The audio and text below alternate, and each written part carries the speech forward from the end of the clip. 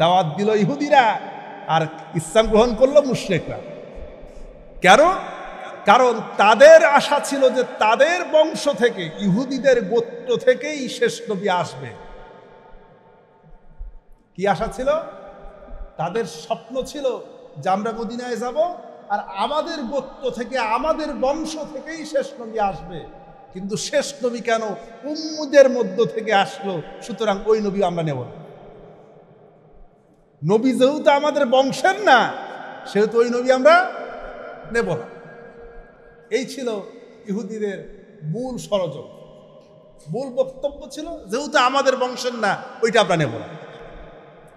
এজন্য বংশীয় গৌরব এটি মানুষকে গোমরাহ করে দেয়। বংশীয় গৌরব কি করে দেয়? অন্ধ করে দেয়, গোমরাহ করে দেয়, যেমন করে মদিনার ইহুদিদেরকে করেছিল। চ্যানেলটি সাবস্ক্রাইব করে আমাদের সঙ্গেই থাকুন। আউযু বিল্লাহি মিনাশ শাইতানির রাজীম।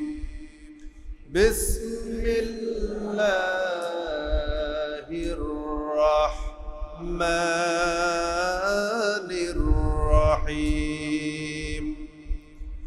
উসাব্বিহু লিল্লাহি মা ফিস সামাওয়াতি ওয়া মা ফিল আরদিল মালিকিল কুদ্দুস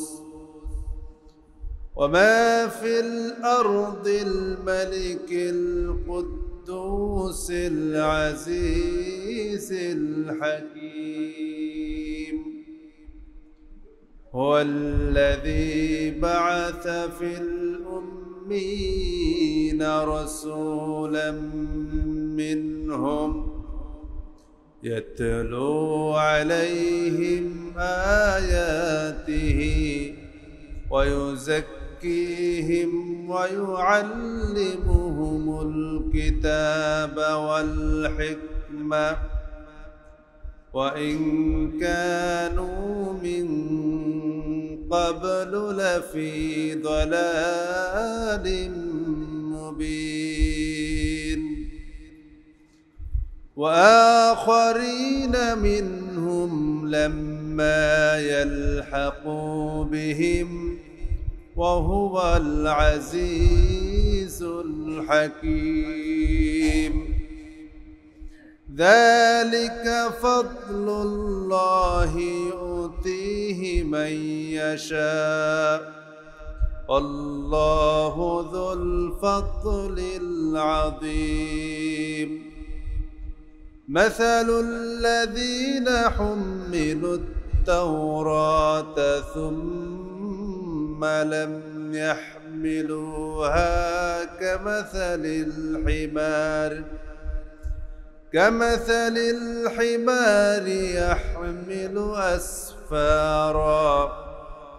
بئس مثل القوم الذين كذبوا بآيات الله والله لا يهدي القوم الظالمين.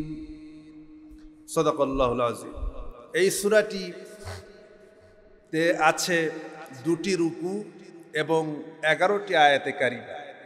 প্রথম 8টি আয়াত মিলে 1 রুকু, আর শেষ 3টি আয়াতে 2য় রুকু। তবে এই সূরাটি নামকরণ করা হয়েছে 2য় রুকু থেকে। ইযা নুদিয়া লিস-সালাতি মিন ইয়াউমিল জুমআ, যখন জুমার দিনে সালাতের জন্য যখন আহ্বান করা হয়, তখন তোমরা মসজিদের দিকে ধাবিত হও, সালাতের জন্য ধাবিত হও। এই আয়াতে কারিমা থেকে এ সূরাটির নামকরণ করা হয়েছে। এ সূরা নাজিল হওয়ার সময়কাল হচ্ছে প্রথম রুকু, যে রুকুটি আমি আপনাদের সামনে আলোচনা করব বলে নিয়ত করেছি। কারণ 2য় রুকুর আলোচনা আপনারা বিভিন্ন সময় শুনে থাকেন আলেমদের মুখে, আবার মসজিদেও বিশেষ করে ইমাম সাহেবরাও আলোচনা করে থাকেন। এজন্য 2য় রুকু নিয়ে আলোচনা করব না। প্রথম রুকুটি নাজিল হয়েছে 7ম হিজরিতে, কত হিজরি? সপ্তম হিজরিতে সম্ভবত খায়বার বিজয়ের সময় অথবা তার নিকটবর্তী সময়ে। খায়বার ছিল ইহুদিদের একটি দুর্গ। খায়বার কি ছিল? ইহুদিদের একটি দুর্গ। মদিনা থেকে প্রায় 135 কিলোমিটার উত্তরে খায়বার অবস্থিত। এই খায়বার নবী করিম সাল্লাল্লাহু আলাইহি ওয়াসাল্লাম যখন মক্কা থেকে মদিনায় হিজরত করেন, সে সময়ে মক্কায় ইহুদিদের 3টা গোত্র বসবাস করত। জানেন, আউস এবং খাজরাজ ছিল আদিবাসী মদিনা। নবী করিম সাল্লাল্লাহু আলাইহি ওয়াসাল্লাম এই সবাইকে নিয়ে সন্ধি করে একটি ঐক্য প্ল্যাটফর্ম করে শান্তি চুক্তি করে মদিনায় একটি ইসলামী স্টেট কায়েম করেছিলেন, ইসলামী রাষ্ট্র কায়েম করেছিলেন। কিন্তু কিছুদিন যেতে না যেতেই ইহুদিদের 3টি গোত্র মক্কার মুশরিকদের সাথে মিশে মদিনার হিজরতকারী মুসলমানদের উপরে এবং নবাগত মুসলমানদের উপরে তারা বিভিন্ন রকম ষড়যন্ত্র শুরু করল। এবং এই ষড়যন্ত্র চলতে থাকলো। বদর যুদ্ধ হলো। এখানে লম্বা কাহিনী, সেটা বলা উদ্দেশ্য না, মূল জায়গায় নিয়ে যেতে চাই। বদরের যুদ্ধ হলো। বদরের যুদ্ধের পরে ইহুদিদের 3টি গোত্রের মধ্যে 2টি গোত্র উহুদ যুদ্ধ শুরু হওয়ার আগেই তারা শামে হিজরত করে চলে গেল। আর কিছু গেল উহুদ যুদ্ধের পরে, তারা মদিনা থেকে বিতাড়িত হয়ে গেল ষড়যন্ত্রের কারণে। থাকলো বনু নজির গোত্র। এই একটি গোত্র ছিল। এই একটি গোত্র শেষ পর্যন্ত তারা ষড়যন্ত্রের পাহাড় বুনতে লাগলো। এমনকি হুদায়বিয়ার সন্ধির পরে নবী করিম সাল্লাল্লাহু আলাইহি ওয়াসাল্লাম যখন হুদায়বিয়ার সন্ধি করলেন মক্কার মুশরিকদের সাথে, এবং এই ফাঁকে এই বনু নজির গোত্র তাদের সর্দাররা মিলে মুসলমানদের উপরে তাদের উপরে চরমভাবে তারা ষড়যন্ত্রের জাল বুনতে লাগলো। নবী করিম সাল্লাল্লাহু আলাইহি ওয়াসাল্লাম সাহাবীদেরকে বললেন, আখরিজুল ইয়াহুদা মিন জাজিরাতিল আরব, অর্থাৎ মদিনা থেকে ইহুদিদেরকে বের করে দাও। বনু নজির গোত্র তখন বের হয়ে গেল এবং সেই সময়ে তারা যে খায়বারে অবস্থান করল। খায়বার ছিল, এখানে লম্বা একটি ইতিহাস দেখা হয়েছে। তা হচ্ছে ইহুদিরা 2টি এরিয়া বেছে নিয়েছিল তাদের শেষ নবীর সাক্ষাতের জন্য। খায়বার এবং ইয়াসরিব, এই 2টি জায়গাকে তারা মনে করেছিল যে শেষ নবী যদি আগমন করে এই 2 এলাকার যে কোনো এক জায়গায় আসে। অর্থাৎ তাওরাতের ভবিষ্যৎবাণী অনুযায়ী নবী করিম সাল্লাল্লাহু আলাইহি ওয়াসাল্লাম এমন জায়গায় আসবেন যেখানকার মাটি উর্বর এবং খেজুর গাছ জন্মে, সেখানে হিজরত করবেন। মদিনার চাইতেও খায়বারের মাটি ছিল উর্বর। কিছু ইহুদি মনে করেছিল যে না, এখানে আসতে পারেন, তারা সেখানে থেকে গেল খায়বারে। আর কেউ মনে করেছিল না ইয়াসরিবে আসবেন, তারা ইয়াসরিবে চলে গেল। এভাবেই ইহুদিদের বসবাস বিভিন্ন জায়গা থেকে এসে ইয়াসরিব এবং খায়বারে শুরু হয়। ইয়াসরিবের পরবর্তী নামই মদিনা। এখন নবী করিম সাল্লাল্লাহু আলাইহি ওয়াসাল্লাম তাদেরকে যখন তাড়িয়ে দিলেন, খায়বারে তাদের চতুর্দিক দিয়ে, খায়বারের চতুর্দিক দিয়ে প্রাচীর ছিল, যেমন চীনের প্রাচীর বলি আমরা, এখনো আছে। খায়বারের দুর্গ বলা হয়। এই প্রাচীর ভেদ করে তাদেরকে আক্রমণ করা কারো সাধ্য ছিল না, এবং তাদের প্রচুর উর্বর জমি ছিল। এবং তারা যখন মদিনা থেকে খায়বারে চলে গেল, খায়বারে প্রায় 20,000 ইহুদি যোদ্ধা ছিল, সশস্ত্র যুদ্ধ করার মতো জানবাজ সৈনিক ছিল। এজন্য তারা চিন্তা করলো, বনু নজির গোত্র, আমরা যদি খায়বারে যাই আর খায়বারে ইহুদিদেরকে যদি একটু উস্কানি দিয়ে কোনো রকম করে বুঝাইতে পারি যে মুসলমানদের বিরুদ্ধে যুদ্ধ করা লাগবে, তাহলে খেল খতম করে দেওয়া। এরপরে তারা চলে গেল খায়বারে। খায়বারে যাওয়ার পরে খায়বারের সেখানকার ইহুদিদেরকে উস্কাই দিল। মুসলমানদের বিরুদ্ধে যুদ্ধ শুরু হয়ে গেল। যুদ্ধ করার জন্য প্রস্তুতি নিল। সেই যুদ্ধে হযরত আলী কাররামাল্লাহু ওয়াজহাহু, আপনারা যে আলীর বীরত্বের কথা শোনেন, যে খায়বারের দুর্গ এক হাতে, কপাট এক হাতে নিয়ে ময়দানে লড়াই করেছে, এই ছিল সেই খায়বার। এই খাইবার যুদ্ধের নিকটবর্তী সময়ে এ সূরাটি নাজিল হয়েছে। সামনে যখন আসব আমরা বিস্তারিত বিষয়গুলি আরো বুঝতে পারবো ক্লিয়ার হবে। বিষয়বস্তু হচ্ছে ইহুদিরা প্রথম রুকুর দুটি বিষয় রয়েছে, যে ইহুদিরা নিজেদেরকে ব্যতীত সকলকে মূর্খ মনে করত, যে আমরাই একমাত্র পণ্ডিত আর যা আছে সব কি মূর্খের দল। আর দুই নম্বর হচ্ছে নির্বোধদের মতো তারা জানতো ঠিক, কিতাবের এলেম ছিল ঠিক, কিন্তু সেই কিতাবের এলেম অনুযায়ী তারা আমল করত না। আসুন আমরা এক এক করে আয়াতে কারিমা তিলাওয়াত করব। সামনের দিকে সেই আয়াতের আলোকে, কোরআন থেকে কোরআনের আলোকে কথাগুলি জানার এবং শোনার চেষ্টা করব।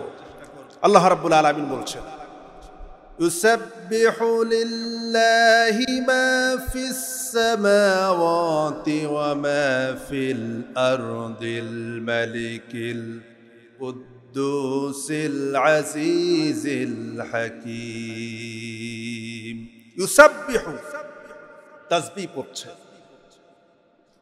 মহত্ব ঘোষণা করছে লিল্লাহি আল্লাহর জন্য, মা ফিস সামাওয়াতি ওয়াল আরদ, আকাশে যা কিছু আছে, জমিনে যা কিছু আছে, সবকিছু তাসবিহ করছে কার? আল্লাহ সুবহানাহু ওয়া তাআলা। আল মালিকুল কুদ্দুস, যিনি পবিত্রতম মালিক, পবিত্রতম ক্ষমতার অধিকারী, সত্তাধিকারী, রাজাধিরাজ, সে আল্লাহ রাব্বুল আলামিন। আজিজুল হাকিম, এবং পরাক্রমশালী, প্রজ্ঞাময়। এ হচ্ছে প্রথম আয়াতের শাব্দিক তর্জমা। আসুন আমরা তাফসিরে চলে যাই। ইউসাব্বিহু শব্দটি মূল শব্দ ছিল সাবাহা। সাবাহা শব্দের অর্থ হচ্ছে সাঁতার কাটা। কি করা? সাঁতার কাটা, ভেসে বেড়ানো, এটাকে বলা হয় সাবাহা। দেখুন আল্লাহ রাব্বুল আলামিন সাবাহা দিয়েও কোরআনে কারিমে শব্দ আয়াত এসেছে। আল্লাহ রাব্বুল আলামিন বলেন, للشمس ينبغي لها أن تدرك القمر ولا الليل سابق النهار وكل في فلك يسبحون। সূর্য পারে না চন্দ্রকে ধরিতে, আর রাত্রি পারে না দিনের আগে যেতে। এভাবে করে আকাশ আর জমিনে যা কিছু আছে সব কিছু আল্লাহ রাব্বুল আলামিন যতটুকু নির্দেশনা দিয়েছেন ততটুকু নির্দেশনার বাইরে যাওয়ার ক্ষমতা কারো নাই। চাঁদ আর সূর্যকে আল্লাহ পাক যতটুকুন জায়গা তার জন্য নির্ধারণ করেছেন ততটুকুন জায়গার মধ্যে তারা সাঁতার কাটতেছে। চাঁদ আর সূর্য সব তার জন্য যে সীমানা আল্লাহ বেঁধে দিয়েছেন, তারকার জন্য যে সীমানা বেঁধে দিয়েছেন, এই সীমানার বাইরে যাওয়ার ক্ষমতা কারো আছে? নাই। প্রত্যেকের জন্য একটি রোড ম্যাপ করে দেওয়া হয়েছে। এই রোড ম্যাপ তার জন্য নির্ধারিত সীমানা। এই নির্ধারিত সীমানা, ওই নির্ধারিত জায়গার অতিরিক্ত যাওয়ার ক্ষমতা কারো নাই। ইচ্ছায় হোক আর অনিচ্ছায় হোক আল্লাহর হুকুম তারা মানতে কি বাধ্য। ওয়ালাহু আসলামা মান ফিস সামাওয়াতি ওয়াল আরদি তাওআন ওয়া কারহা। আকাশে যা কিছু আছে আর জমিনে যা কিছু আছে, তারা ইচ্ছায় হোক আর অনিচ্ছায় হোক প্রতিটি সময়ের জন্য তারা আল্লাহ রাব্বুল আলামিনের হুকুম মানতে তারা বাধ্য। তাওআও ওয়া কারহা, ইচ্ছায় হোক আর অনিচ্ছায় হোক। শুধুমাত্র আমরা বাধ্য, মানুষকে আল্লাহ পাক বাধ্য করেন নাই। বাধ্য করেন নাই আমাদেরকে, কারণ আমাদেরকে আকল নামক বিবেক দিয়েছেন। এই বিবেকের কারণে আল্লাহ পাক আমাদেরকে বাধ্য করেন। এই বিশাল সৃষ্টি জগৎ, আকাশ আর জমিন, আল্লাহ পাকের বিধান, তার সীমারেখা অতিক্রম করে যদি যাওয়ার চেষ্টা করত, এক মুহূর্তের জন্য পৃথিবীর এই সিস্টেম ঠিক থাকতো? থাকতো। দেখো আজকের বিজ্ঞান বলেছে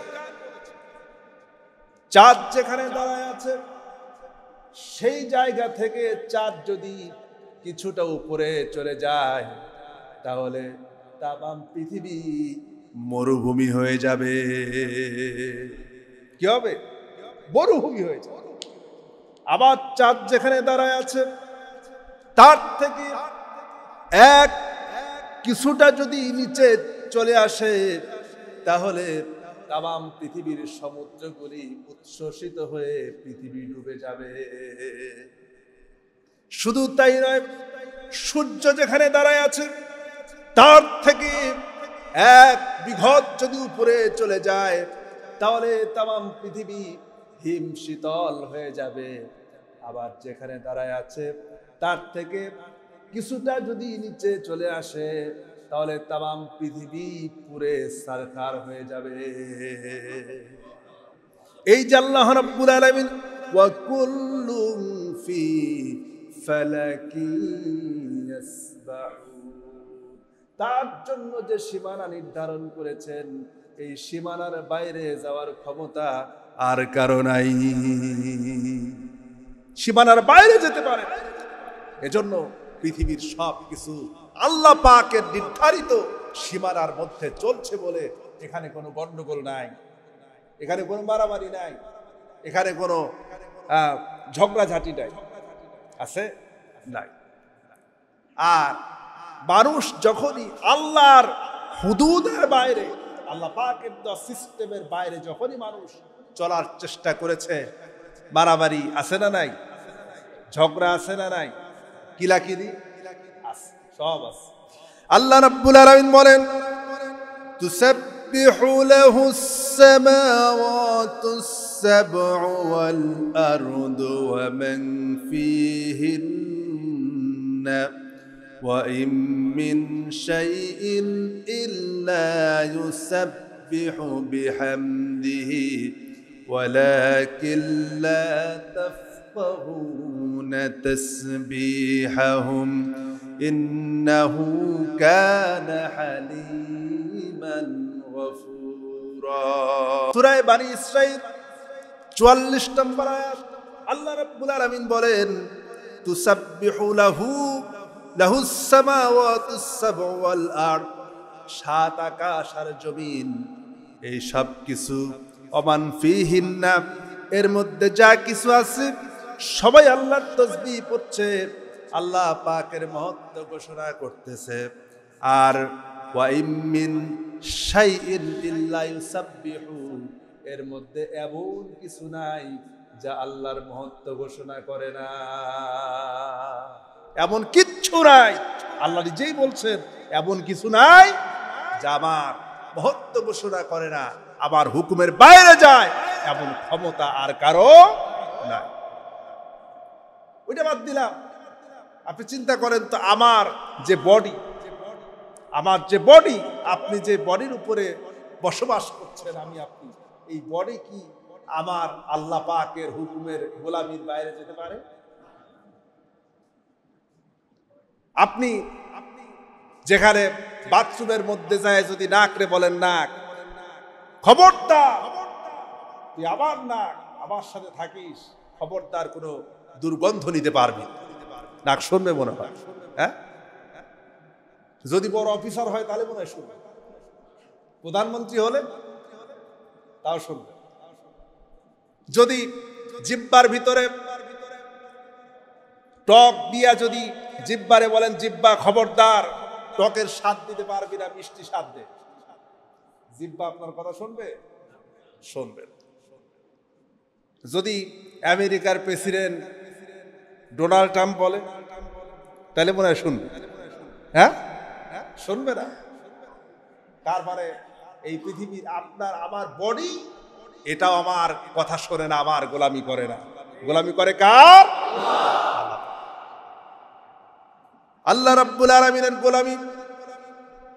আপনি চিন্তা করেন, আমরা আমাদের দুই চোখে যা কিছু দেখতে পাই, পাখির কলতান, পাখির কিচির মিচির ডাক, কোকিলের কুহুতান, এরপরে সমুদ্রের কলতান, নদীর কলতান, বাতাসের সনসন রব, এরপরে পাতার মর্মর শব্দ, যত কিছু আমাদের কানে আসে, যত কিছু আমরা শুনতে পাই, আমরা তো স্বাভাবিকভাবে শুনি এটা জাস্ট একটা শব্দ, কিন্তু মনে রাখতে হবে এটা সাধারণ কোনো শব্দ না। এই প্রতিটি শব্দের মধ্যে দিয়া প্রতিটি ক্ষণে তারা জিকির করতেছে আল্লাহু আল্লাহু আল্লাহু আল্লাহু। প্রতিটি মুহূর্তে এসব কিছু থেকে আল্লাহ পাকের তাসবিহ, আল্লাহ পাকের জিকিরের মধ্যে তারা মগ্ন আছে। একটি মুহূর্তের জন্য তারা বিরত থাকে না আল্লাহ পাক স্মরণ থেকে, আল্লাহর জিকির থেকে। শুধুমাত্র আমরা মানুষ হয়ে গাফেল হয়ে যাই, আল্লাহ স্মরণ থেকে আমরা নিজেদেরকে বিরত রাখি। এই যে, কিন্তু আমরা তো বুঝি না, আমরা বুঝি, বুঝতে পারি। আল্লাহ রাব্বুল আলামিন সে কথাই বলছেন, ওয়ালাকিন লা তাফকাহুনা তাসবিহাহুম, তারা যে জিকির করে, তারা যে গোলামি করে, বান্দারে তুমি তাদের জিকির সম্পর্কে তুমি বুঝতে পারো না। ওয়ালাকিন লা তাফকাহুনা তাসবিহাহুম, তারা সব সময় জিকির করছে আমার, কিন্তু এই জিকির তুমি বুঝতে পারো না। এই জিকির বোঝার ক্ষমতা তোমার নাই, এই জিকির বোঝার মতো সাধ্য জ্ঞান সেই গরিমা আমার মধ্যে নাই।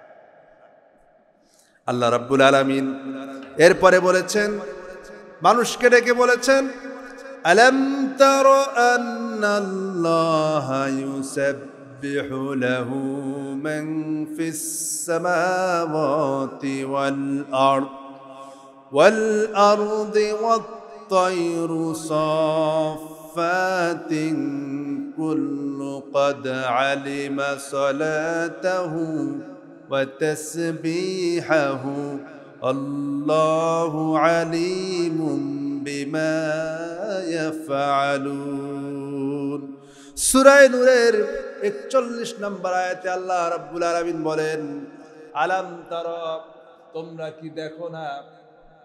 আল্লাহ আমাদেরকে প্রশ্ন ছুড়ে দিচ্ছেন। আল্লাহ রাব্বুল আলামিন বলেন, আলাম তারা, তোমরা কি দেখো না? আন্নাল্লাহা ইউসাব্বিহু লাহু মা ফিস সামাওয়াতি ওয়াল আরদ, আকাশে যা কিছু আছে আর জমিনে যা কিছু আছে সব কিছু আমার তাসবিহ পড়তেছে। শুধু তাই নয়, আত-তায়রু সাফফাতিন কুল্লু ক্বাদ আলিমা সালাতুহু ওয়া তাসবিহাহু। আল্লাহ রাব্বুল আলামিন বলেন, তোমাদের সামনে দিয়ে যে ঝাঁকে ঝাঁকে পাখিগুলি উড়ে যায়, ডানা মেলে উড়ে যায়, তোমরা দেখতে পাও পাখিগুলি উঠতেছে, কিন্তু না, তারা উড়ার মধ্যে দিয়ে যতক্ষণ আমার জিকির করতে থাকে, আমার তাসবিহ পড়তে থাকে, ততক্ষণ পর্যন্ত আমি পাখিদেরকে উড়ার ক্ষমতা দেই। পাখিগুলি উঠতেছি, এই পাখির দিকে তাকাও, যে আল্লাহ রাব্বুল আলামিন ওই পাখিকে উড়ার মতো ক্ষমতা দিলেন, সেই পাখিও প্রতিটি মুহূর্তের জন্য আমার তাসবিহ পড়ছে। শুধু তাই নয়, قد علم صلاته وتسبيحه, এবং তাদের কাছে জ্ঞান রয়েছে, সেই জ্ঞান তারা কিভাবে করে সালাত পড়বে, কিভাবে করে তারা আল্লাহ পাকের মহত্ব ঘোষণা করবে। অন্য কোনো জ্ঞান না থাকতে পারে, কিন্তু তাদের কাছে এই জ্ঞান আছে যে তারা কিভাবে, তোমাদের সালাত একরকম, তাদের সালাত আরেক রকম। বান্দাদেরকে এবার আমাদেরকে ডেকে বলেছেন, ফাসাব্বিহ বিহামদি রাব্বিকা ওয়া কুম মিনাস সাজিদিন।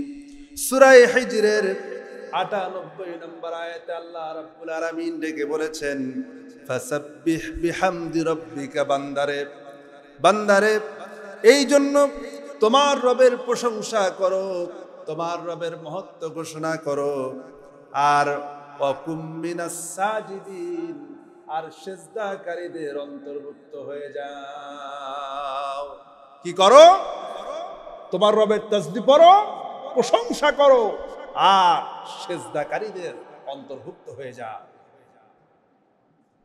আমরা তো প্রশংসা মুখ থেকে বের হতে চাই না।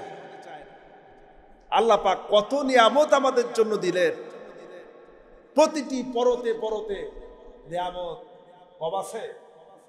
নিয়ামত যদি না দিতেন, একটি সেকেন্ডের জন্য বাঁচতে পারতেন? আপনি যে প্রতিটি নিঃশ্বাস দিচ্ছেন, প্রতি সেকেন্ডে প্রতি মুহূর্তে যে আমি আপনি অক্সিজেন গ্রহণ করতেছি, এর চাইতে বড় নিয়ামত আর কি হতে পারে? সুবহানাল্লাহ। একটু চিন্তা করেছেন? আপনি চিন্তা করেন তো, এই যে আমি অক্সিজেন গ্রহণ করছি, 24 ঘন্টা হাসপাতালে যায় যদি এই স্বাভাবিকভাবে অক্সিজেন গ্রহণ যদি 24 ঘন্টার জন্য বন্ধ হয়ে যায়, তাহলে হাসপাতালে যায়া কৃত্রিম অক্সিজেন গ্রহণ করতে কত টাকা লাগে? বর্তমান বিল কত জানেন? 24 ঘন্টা ভালো মানের অক্সিজেন গ্রহণ করতে হলে আপনাকে মিনিমাম 3,500 টাকা বিল পরিশোধ করতে হবে। অথচ কয়দিন বিল দিয়েছে? হ্যাঁ, এই যে চোখ দিয়ে আপনি দেখছেন, এই দৃষ্টি আল্লাহ পাকের যে কত বড় নিয়ামত, এটি আপনি কল্পনাও করতে পারবেন না। এই যে দৃষ্টির ভিতরে, চোখের ভিতরে রয়েছে পানি, এই চোখ একটু ময়লা গেলে পরে চোখের ভিতর থেকে পানি বের করে চোখটারে পরিষ্কার করে দেন কে? এই যে পানি, চোখের মধ্যে যে পানি আছে, রক্ত থেকে বেনে গেল, ব্রেনটা একটা পানি তৈরি করে, তরল তৈরি করে আপনার চোখটাকে সতেজ রাখার জন্য, সুন্দর রাখার জন্য, পরিষ্কার করার জন্য চোখের মধ্যে পাঠায় দিল। এরপরে চোখের ভিতরে ময়লা যাই যাক না কেন, ওই পানিটার কারণে রব্বুল আলামিন চোখটারে পরিশুদ্ধ করে দেন। কোন মানুষের এই ক্ষমতা যদি নষ্ট হয়ে যায়, কোন মানুষের চোখের পানি যদি শুকিয়ে যায়, আজকের চিকিৎসা বিজ্ঞান বলেছে চোখের পানি শুকিয়ে যাওয়ার সঙ্গে সঙ্গে লোকটা অন্ধ হয়ে যায়। কিন্তু এক ফোঁটা চোখের পানি, এই চোখের পানি কৃত্রিমভাবে বিজ্ঞান আবিষ্কার করেছে যে এক ফোঁটা পানি আপনাকে সংগ্রহ করতে বর্তমান বাজারে খরচ হবে $8,000। কত টাকা? প্রায় 9 লক্ষ টাকা। এক ফোঁটা চোখের পানি, যার চোখের পানি শুকিয়ে গিয়েছে, ওই পানি যদি এক ফোঁটা ব্যবহার করে, তাহলে আপনি সর্বোচ্চ 4 থেকে 5 মিনিট দেখতে পাবেন। যার চোখের পানি শুকিয়ে গিয়েছে, আপনি 9 লক্ষ টাকা খরচ করে 4-5 মিনিট দেখতে পান। অথচ আল্লাহ পাক আপনাকে পৃথিবীতে জন্মের পর থেকে এখনো পর্যন্ত সব দেখার মতো ব্যবস্থা যে আল্লাহ করে দিলেন, সে আল্লাহর জন্য কয়দিন সেজদায় পড়ে কেঁদেছেন, আল্লাহ তোমার এত নিয়ামতের প্রশংসা, শুকরিয়া আমি আদায় কিভাবে করব? এই যে আপনি খাবার খান, প্রতিটি মুহূর্তে আপনি আপনার শরীরের ভিতরে যদি শুধু এই কেন প্রশংসা করব এতটুকু আলোচনা করতে গেলে আজকের দিন শেষ হয়ে যাবে। সেদিকে আমি লম্বা করব না, শুধু নিজেকে নিয়ে চিন্তা করেন। এই জন্য আল্লাহর বড় বড় বুজুর্গরা বলেছেন, যে ব্যক্তি নিজেকে চিনতে পারলো সে যেন রবকে চিনতে পারলো। এ কথা বলা হয়েছে এই জন্য যে আপনার বডির ভিতরে, আপনার নিজের ভিতরে আল্লাহ পাক যত নিয়ামত দিয়েছেন, এই নিয়ামতের শুকরিয়া আদায় স্বরূপ যদি সারা জীবন সেজদায় পড়ে থাকেন, আল্লাহ পাকের শুকর আদায় করে শেষ করা যাবে, মহত্ব আদায় করে শেষ করা যাবে। কত নিয়ামত আল্লাহ পাক আমার আপনার মধ্যে দিয়েছে। আর আমরা তো শুকর আদায় তো দূরের কথা, আল্লাহর নাফরমানি করেই তো কুল পাই, ঠিক না? আল্লাহ নাফরমানি করতেছি অহরহ, শুকর আদায়। জনমের খাওয়া খাই, খাওয়ার শেষে একটাবার আলহামদুলিল্লাহ। আপনি যে খাবার খেলেন, ভাত খেলেন, রুটি খেলেন, সবজি খেলেন, মাছ খেলেন, গোশত খেলেন, এতগুলি খাবার খেলেন, এই খাবারগুলি কে দিয়েছেন? সবাই বলেন কে দিয়েছেন? যে আল্লাহ রাব্বুল আলামিন আপনার সামনে খাবার হাজির করে দিলেন, সে আল্লাহর জন্য যদি প্রশংসা না করেন, আপনি বলেন এক বেলার খাবারের হিসাব যদি কিয়ামতের দিন আল্লাহ আপনাকে দাঁড় করায় দিয়া বলেন, বান্দারে এই যে খাবার দিয়েছিলাম এক বেলা, এই এক বেলার খাবারের হিসাব দিয়া, এক বেলার খাবারের দাম দিয়া তারপরে জান্নাতে যা, বলেন তো আমি আপনি হাজারো চেষ্টা করলেও কি আমার জন্য এক বেলার খাবারের মূল্য দেওয়া সম্ভব হবে নাকি?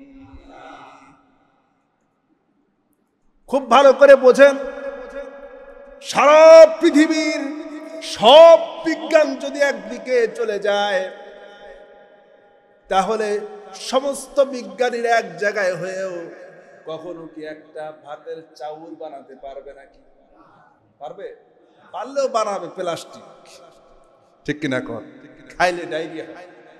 সারা পৃথিবীর বিজ্ঞানীরা চেষ্টা করে, হাজারো যদি চেষ্টা করে, তাহলে আপনি বলেন একটা ডিম বানাতে পারবে নাকি? পারবে? পারবে না।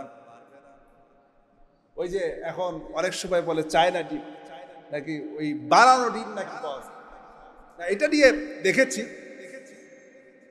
যে বানানো ডিম বানাচ্ছে, ডিম যে তৈরি করছে, সেখানেও কি আপনি বলেন আল্লাহ পাকের সৃষ্টির কোন জিনিসের মিশ্রণ ছাড়া সে কি নিজে বানাচ্ছে?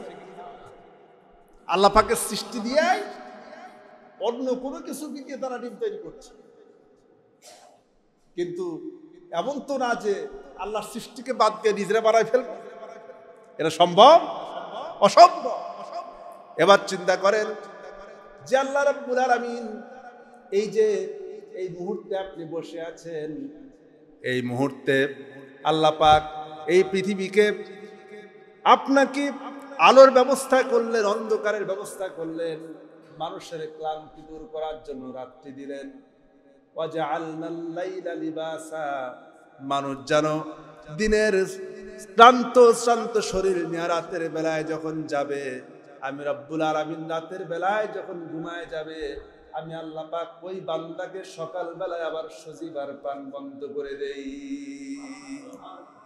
এই যে আল্লাহ রব্বুল আলামিন দৈনিক আপনাকে কর্মক্ষম করে দিচ্ছেন, আপনাকে এত সুন্দর করে হেফাজত করতেছেন, সে আল্লাহ পাকের শুকরিয়া আদায় যদি কিয়ামত পর্যন্ত করেন, আল্লাহ পাকের শুকরিয়া আদায় করে কি শেষ করা যাবে নাকি? মাটির দিকে তাকান, মাটি নিয়ে কখনো চিন্তা করেছেন নাকি? যদি আপনাদেরকে জিজ্ঞেস করি, বলেন তো মাটি শক্ত না নরম, কি জবাব দেবেন? মাটি শক্ত না নরম? হ্যাঁ,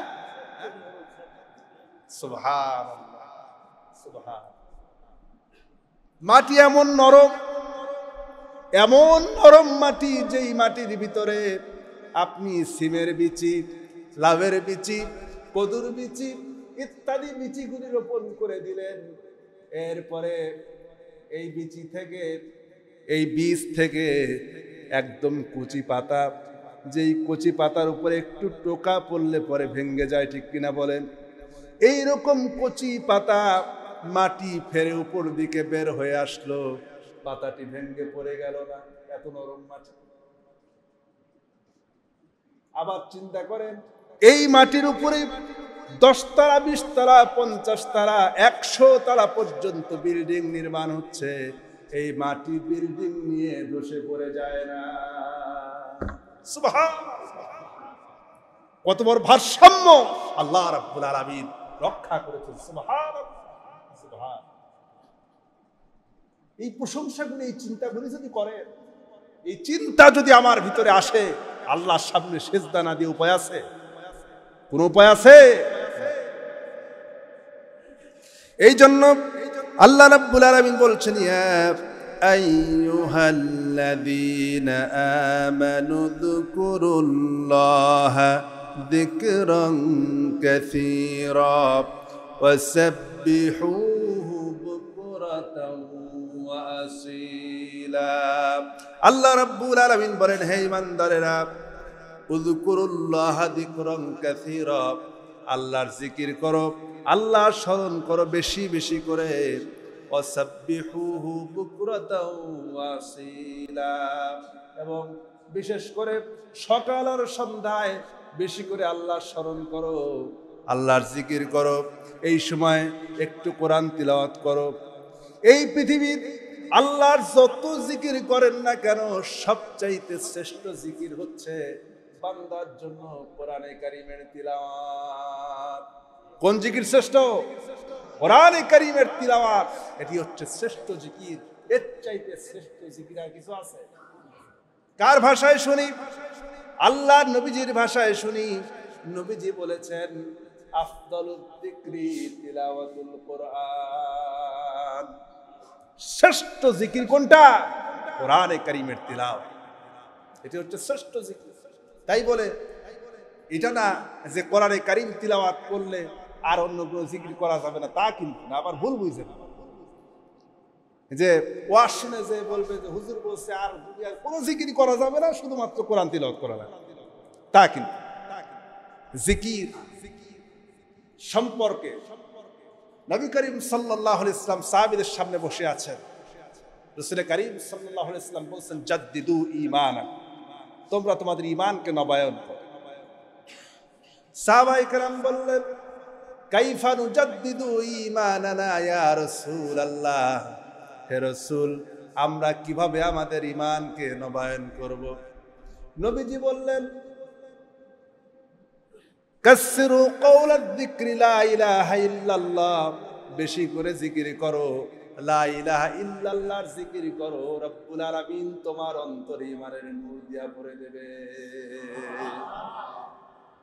এই জন্য কোনো জিকিরকে অস্বীকার করা যাবে না। তাই বলে হু হু জিকির করবেন তা কিন্তু না। যেখানে বোঝাই যায় না কি জিকির করতেছেন, কোনো অর্থ নাই। আছে না এমন? মনে হয় নাই। আপনাদের এলাকায় অন্তত পক্ষে নাই। আছে? কত রকমের জিকির, হায় হায় কি যে বলে নিজেও জানে। আল্লাহ পাক আমাদেরকে এই গোমরাহি থেকে, ফিতনা থেকে হেফাজত করবেন, আল্লাহুম্মা আমিন। এরপরে আসুন আমরা, এরপরে আল্লাহ পাক বলছেন মালিকুল কুদ্দুস। এতটুকুন কথা বলার পর ইসাব্বিহু লিল্লাহি মা ফিস সামাওয়াতি ওয়াল আরদ, এরপরে হচ্ছে মালিকুল কুদ্দুস, পবিত্রতম। কুদ্দুস মানে হচ্ছে অতি পবিত্র, মালিক মানে রাজাধীরাজ, ক্ষমতাধর, সবচেয়ে শক্তির অধিকারী কে? আল্লাহ সুবহানাহু। এই মালিক মুলকুত থেকে, মুলকিয়াত থেকে মালিক। আমরা সূরা ফাতিহার ভিতরেও এক জায়গায় মালিক শব্দ আছে, মালিকি ইয়াউমিদ্দিন। এখানে প্রতিফল দিবসের মালিক, প্রতিফল দিবস অর্থাৎ কিয়ামতের দিন আল্লাহ পাক যে বিচার করবেন, সেদিনের মালিক একমাত্র কে? আল্লাহ সুবহানাহু। এবং এই পৃথিবীর মালিকানা সম্পর্কে আল্লাহ পাক সূরা মুলকের 1 নম্বর আয়াতে বলছেন, তাবারাকাল্লাযী বিয়াদিহিল মুলকু ওয়া হুয়া আলা কুল্লি শাইইন কাদির। আল্লাহু আকবার বলেন। আল্লাহ রাব্বুল আলামিন বলেন, অতীব বরকতশালী সে আল্লাহ রাব্বুল আলামিন, যার হাতের মুঠার মধ্যে রয়েছে 7 আকাশ আর জমিনের সমস্ত মালিকানা। আল্লাহ রাব্বুল আলামিন বলেন, কিয়ামতের দিন যখন সব কিছুকে আল্লাহ পাক শেষ করে দেবেন, ওই সময় আল্লাহ পাক পৃথিবীর দিকে তাকায় বলবেন, লিমানিল মুলকুল ইয়াউম, কার রাজত্ব আজ? আজকে রাজত্বটা কার? দুনিয়ায় তো কত রাজা ছিল, একটু ক্ষমতা পেলে তার দাপটে আর টেকা যায় না, আছে না? একটু ক্ষমতা পাইলে হয়, মনে করে আমি তো আর আমি নাই, যা খুশি তাই করব, হ্যান করেঙ্গে ত্যান করেঙ্গে, লাঠি কে আন্দার মুদুর ভরে। ঠিক কিনা বলে? যা খুশি তাই করে, কিছুই মনে করে, মনে হয় যেন এই ক্ষমতা আমার আর যাবে। আছে না নাই? ক্ষমতা দেওয়ার মালিককে চিল্লায় বলেন, ক্ষমতা দেওয়ার মালিক কে? আল্লাহ রাব্বুল আলামিন সূরা আলে ইমরানের মধ্যে বলেছেন, কুলিল্লাহুম্মা মালিকাল মুলকি তুতিল মুলকা মান তাশা ওয়া তানজিউল মুলকা মিম্মান তাশা ওয়া তুইজ্জু মান তাশা ওয়া তুযিল্লু মান তাশা বিয়াদিকাল খায়র ইন্নাকা আলা কুল্লি শাইইন কাদির। আল্লাহু আকবার। সূরা আলে ইমরানের 26 নম্বর আয়াতে আল্লাহ রাব্বুল আলামিন তার নবীকে বলতে বলেছেন, নবী আপনি বলে দিন, কুলিল্লাহুম্মা মালিকাল মুলক, এই পৃথিবীর সমস্ত মালিকানা বলতে যা বুঝায়, সমস্ত মালিকানা কেবলমাত্র কার? আল্লাহ পাকের মালিকানা, ক্ষমতা আল্লাহর, মালিকানা আল্লাহর। আর তুতিল মুলকা মান তাশা, আল্লাহ এই মালিকানা থেকে কিছুটা মালিকানা যাকে খুশি তাকে দান করেন। ওয়া তুইজ্জু মান তাশা, যাকে খুশি সম্মান দান করেন, ইজ্জত দান করেন। অতুদিল্লু মান তাশা, যাকে খুশি তিনি তাকে বেইজ্জতি করেন। আজকে ক্ষমতার দাপটে মোহে রোহে যা খুশি তাই করে, কিন্তু দুদিন পরে যখন ক্ষমতা চলে যায় তখন তার দিকে মানুষ আর ফিরেও তাকায় না।